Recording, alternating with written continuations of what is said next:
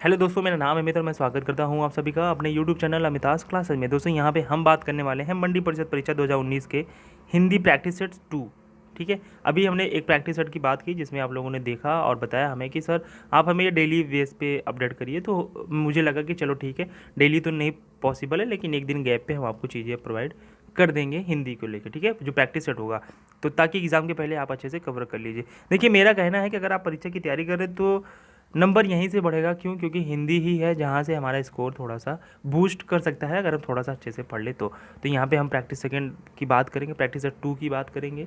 और पहले आप क्वेश्चंस लगाते चलिएगा, फिर उसके बाद मेरे जो आंसर्स हैं उसको भी मिलाइएगा। देखिए, आप अगर अपने आप को ईमानदार हैं लेके, अपने आप को लेके ईमानदार हैं तो डेफिनेटली आप अच्छा करोगे, और अगर नहीं है तो कोई बात ही नहीं, लेकिन ईमानदार होइएगा। कौन सा क्वेश्चंस आपको आता है या बखूबी जानते हैं, कौन सा नहीं आता है ये भी बखूबी जानते हैं। तो आप हमें लास्ट में क्या करिएगा, जब वीडियो पूरा देख लीजिएगा तो हमें अपना स्कोर ज़रूर बता दीजिएगा। ठीक है, कि आपने कितना किया। इसी के थ्रू जब आप थर्ड प्रैक्टिस सेट में करोगे तो आपको एक आइडिया रहेगा कि पिछली बार जो हमने सेकंड दिया था उसमें हमारा जो था वो 20 था, 25 था, 30 था। आगे धीरे धीरे बढ़ना है ना, तो बढ़ना है तो थोड़ा सा बताना पड़ेगा, जहमत उठानी पड़ेगी। तो कोई बेइज्जती वाली बात नहीं है, अगर सिलेक्शन हो जाएगा तो सब टनाटन हो जाएगा। ठीक है, तो मेरा यही कहना है कि आप हमें लास्ट में स्कोर जरूर अपना बता दीजिएगा कि कितने क्वेश्चन आपसे लगभग हुए हैं। अगर पूरा काउंट नहीं कर पाते हैं तो भी अप्रॉक्सीमेटली तो आप बता दीजिएगा कि कितने क्वेश्चंस आपके सही हुए हैं। चलिए वीडियो को शुरू करते हैं। वीडियो शुरू करने से पहले मैं एक छोटी सी रिक्वेस्ट करूंगा कि चैनल पे नए हैं तो प्लीज़ चैनल को सब्सक्राइब कर लीजिए और वीडियो को लाइक कर लीजिएगा अगर अच्छा लगे तो, और अपने दोस्तों तक शेयर भी कर दीजिएगा। ठीक है, तो चलिए वीडियो को शुरू करते हैं।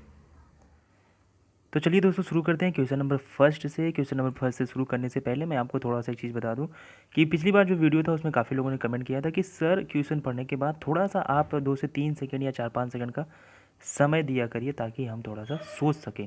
तो ठीक है, मैं थोड़ा सा आराम आराम से करूँगा, भले ही थोड़ा सा वीडियो 2-4 मिनट बड़ा ही क्यों ना हो जाए। ठीक है, चलिए पहला क्वेश्चन हमारा कहता है कि पानी पीकर जात पूछना का अर्थ क्या है। तो पानी पीकर जात पूछना का अर्थ काम निकलने के बाद सोचना है। ठीक है, चलिए वाक्यों का वर्गीकरण मुख्यतः कितने प्रकार से होता है? 2, 3, 6, 8। तो यहाँ पे आपका आंसर हो जाएगा 2 प्रकार से। कौन कौन से? अर्थ के आधार पे और रचना के आधार पे। ठीक है, चलिए हर पेपर में आपने देखा होगा हिंदी में, हाँ, एक क्वेश्चन जो होता है वो ट्रांसलेशन से संबंधित होता है। जैसे यहाँ पे आई वॉज ओवर जॉयड का अर्थ क्या होगा? मैं उल्लसित था, मैं खुशी से ऊपर था, मेरा दिल बाग बाग हो गया, या मेरी खुशी ज़्यादा थी। तो यहाँ पे जो आपका आंसर हो जाएगा आई वॉज ओवर जॉयड का मेरा दिल बाग बाग हो गया। ठीक है, चलिए नेक्स्ट बात कर लेते हैं पावन का संधि विच्छेद क्या होगा। तो पावन का संधि विच्छेद होगा दोस्तों पौ प्लस अन। ठीक है, आयादी स्वर संधि है ये। ठीक, जब हम संधि पढ़ाएंगे तो उसमें हम थोड़ा सा आपको यहाँ पे मतलब अच्छे से बता देंगे तो आपको समझ में आ जाएगा। आप डायरेक्ट अभी ये तो समझ लीजिए कि पावन का संधि विच्छेद क्या होगा, तो पौ प्लस अन। शुद्ध शब्द चुनिए। ठीक है, शुद्ध शब्द यहाँ पे हो जाएगा गंगा जल, इसमें गैप नहीं होता, वे बुनियाद नहीं होता, बड़ा सा। देखिए बड़ा सा होगा, क्यों होगा? सा जैसा, ठीक है, जैसे सा आ गया, जैसा आ गया के आगे हाइफन का प्रयोग किया जाता है। ठीक है, इसके आगे हाइफन, हाइफन क्या होता है? ये इसका प्रयोग किया जाता है, तो यहाँ पे प्रयोग हुआ है तो वही इसका आंसर हो जाएगा। निम्नलिखित में से किस वाक्य में अकर्मक क्रिया है? तो यहाँ पे अकर्मक क्रिया की बात करें तो पानी बरस रहा है, इसी में अकर्मक क्रिया है। ठीक है, चलिए मुझे किस प्रकार का सर्वनाम है? तो मुझे जो है वो उत्तम पुरुष का सर्वनाम है, बोलने वाले वक्ता को कहा जाता है। ठीक है, बोलने वाला वक्ता इसलिए। चलिए अर्थ के आधार पर शब्द कितने प्रकार के होते हैं? अगर हम इसकी बात करें तो यहाँ पे अर्थ के आधार पे 4 प्रकार के होते हैं। ठीक है, एकार्थी शब्द होता है, आप जानते हैं, अनेकार्थी, विलोम और पर्यायवाची। ठीक है, चलिए लालटेन शब्द निम्न वर्गों में से किस वर्ग में आता है? तो लालटेन जो है वो विदेशज शब्द है। ठीक है, यशोदा में प्रयुक्त संधि का नाम क्या है? तो वह यशोदा में विसर्ग संधि का प्रयोग हुआ है। ठीक है, चलिए आगे बात कर लेते हैं। कुर्सी पर मास्टर जी बैठे हैं, इस वाक्य में कुर्सी शब्द किस कारक का है? तो अधिकरण। ठीक है, कर्ता ने कर्म को करण से संप्रदान के लिए वाला जो पूरा रूल है, अगर आप वो पढ़े होंगे तो पर हो जाएगा यहाँ पे अधिकरण। ठीक है, चलिए बहुब्रीहि समास का उदाहरण कौन सा है? तो उसकी बात करें तो यहाँ पे बहुब्रीहि समास का उदाहरण जो होगा वो चतुर्भुज हो जाएगा। ठीक है, चलिए आगे बात कर लेते हैं, तिलक किस प्रकार का शब्द है? तो तिलक जो है वो तत्सम है। अंडे का शहजादा का अर्थ क्या है? अंडे का शहजादा का अर्थ होता है अनुभवहीन व्यक्ति। ठीक है, चलिए। प्रत्युन प्रत्युत्पन्नमति, इसका मतलब क्या होगा? जो तत्काल सोचकर उत्तर दे सके। ठीक है। हाड़ौती बोली है कहाँ की?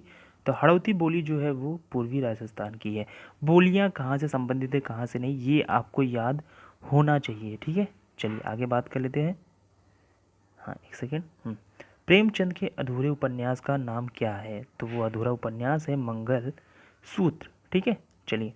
शुद्ध वाक्य चुनिए विराम चिन्ह के साथ। तो यहाँ पे शुद्ध वाक्य जो है, देखिए आप शायद पटना के रहने वाले हैं, आप शायद पटना के रहने वाले हैं, ये ब्रैकेट में आपको शायद पटना के रहने वाले हैं, यहाँ पे आप शायद पटना के रहने वाले हैं। तो यहाँ पे शुद्ध क्या होगा?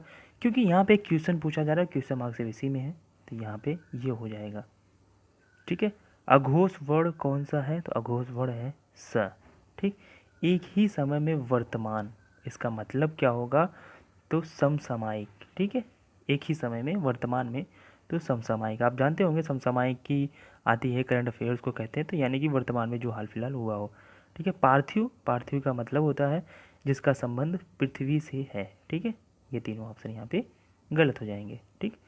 उद्यत का विलोम क्या होगा? तो इसका विलोम हो जाएगा विनीत।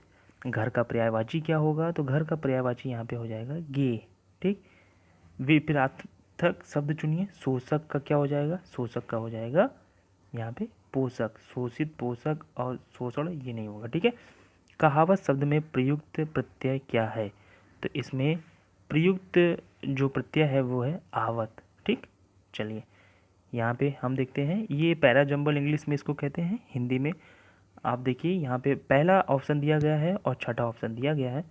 प्रतियोगिता में भेजे गए फ़ोटो अवश्य भेजें ताकि फ़ोटो अस्वीकृत के साथ आकार का पर्याप्त डाक होने पर उसे वापस भेजा जा सके, वरना अस्वीकृत टिकट लगाकर और अपने पते वाला लिफाफा फ़ोटो वापस नहीं भेजा जाएगा। ऐसे वाक्यों को सबसे पहले आप पढ़ा करिए, पहली लाइन क्या है, आखिरी लाइन क्या है। ठीक है, उसके बाद आप ऑप्शन से खेला करिए। देखिए क्या यह आएगा, पहला पढ़िए, प्रतियोगिता में भेजे गए फ़ोटो अवश्य भेजें, नहीं, यानी कि यह वाला नहीं होगा।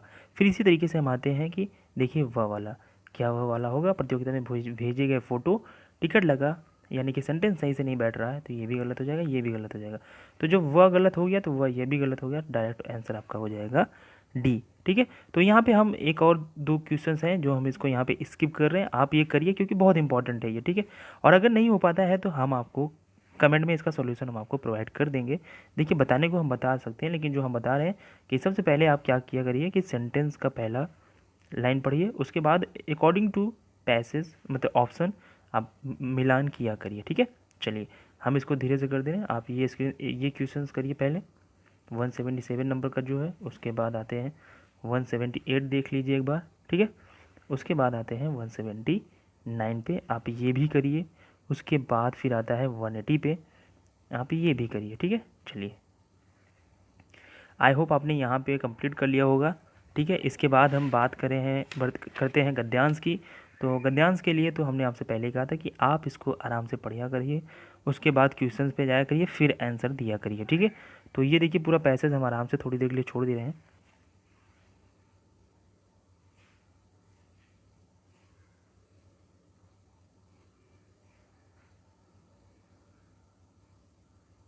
ठीक, तो आई होप आपने ये कर लिया होगा, थोड़ा सा वीडियो पॉज करके देखिएगा।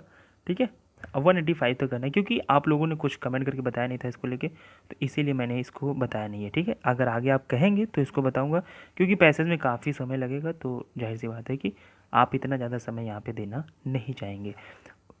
उस कवित्री की कविताएं बहुत पसंद की गई, क्या ये सही है? तो यहाँ पे आप ये जो हो जाएगा आंसर कवित्री, ये शुद्ध लिखा हुआ है। ठीक है, चलिए आगे बात कर लेते हैं। प्रधानमंत्री के भाषण की श्रुतिलिपि उसने उसी समय ले ली। श्रुतिलिपि में ये होगा श्रुतिलिपि। भुग्गू सेठ तो बहुत ही दुष्चरित्र था, तो ये नहीं होगा, यहाँ पे हो जाएगा दुष्चरित्र ये। ठीक है, तो ये थे कुछ सेंटेंस जो मतलब वाक्य जो गलत होते हैं, तो आप इसको सही कैसे करना है ये देख लीजिएगा। ठीक है, इसके लिए काफ़ी चीज़ें पढ़नी पड़ेंगी, जब आप धीरे धीरे प्रैक्टिस में पढ़ोगे तो ये सब चीज़ें समझ में आने लगेंगी कौन सा गलत है और कौन सा सही है। चलिए आगे देख लेते हैं। मुँह की खाना मतलब हार जाना। डपोर संख मतलब क्या होता है, बेसिर पैर की बातें करने वाला को, मतलब जैसे कोई बहुत बिना सिर पैर की बातें कर रहा है तो उसको आदमी क्या कहता है, डपोर संख। ठीक है, चलिए। चरण कमल बंधु हरिराय में कौन सा अलंकार है? अगर हम बात करें यहाँ पे तो रूपक अलंकार है। ठीक है, काफ़ी फेमस है ये, आपको पता भी होगा। तीन लोक से मथुरा न्यारी का अर्थ क्या है? तो यानी कि सबसे निराला। मिथिलेश कुमारी किन्हें कहते थे? तो मिथिलेश कुमारी सीता जी को कहा जाता था। रामायण में भी इनको कहा गया मिथिलेश कुमारी। ठीक है, चलिए। खड़ी बोली का प्रथम महाकाव्य कौन सा था? तो यहाँ पे प्रिय प्रवास था जो, वो खड़ी बोली का प्रथम महाकाव्य था। अतः शब्द का समानार्थी शब्द चुनिए, यानी कि पहचानिए इनमें से कौन है। तो ये है परिणामत। ठीक है, वृक्षों से पत्ते झड़ते हैं में कौन सा कारक है? तो यहाँ पे है अपादान। ठीक है, चलिए। विचार में इक प्रत्यय लगाने से बनता है क्या? तो यहाँ पे बन जाता है वैचारिक। शुद्ध वाक्य पहचानिए। यहाँ पे शुद्ध वाक्य पहले आप पढ़िए। मेरी 5 बहनें और एक भाई हैं, मेरी 5 बहनें और एक भाई हैं, मेरे एक भाई और 5 बहनें हैं, मेरी एक भाई और 5 बहनें हैं। तो इसमें क्या हो जाएगा, मेरा एक भाई और 5 बहनें हैं। ठीक है। बुढ़ापा एक प्रकार का अभिशाप है, रेखांकित कीजिए कि संज्ञा कौन सी है? तो ये एक भाववाचक संज्ञा है। ठीक है। मीनाक्षी का अर्थ क्या होता है? मीनाक्षी का अर्थ होता है कि मछली की तरह गोल आंखों वाली। ठीक है, तो यहाँ पे हमने आपको 50 क्वेश्चन जो हिंदी के हैं उन्होंने उनके बारे में बात की है और उनके सॉल्यूशंस भी आपको दिए।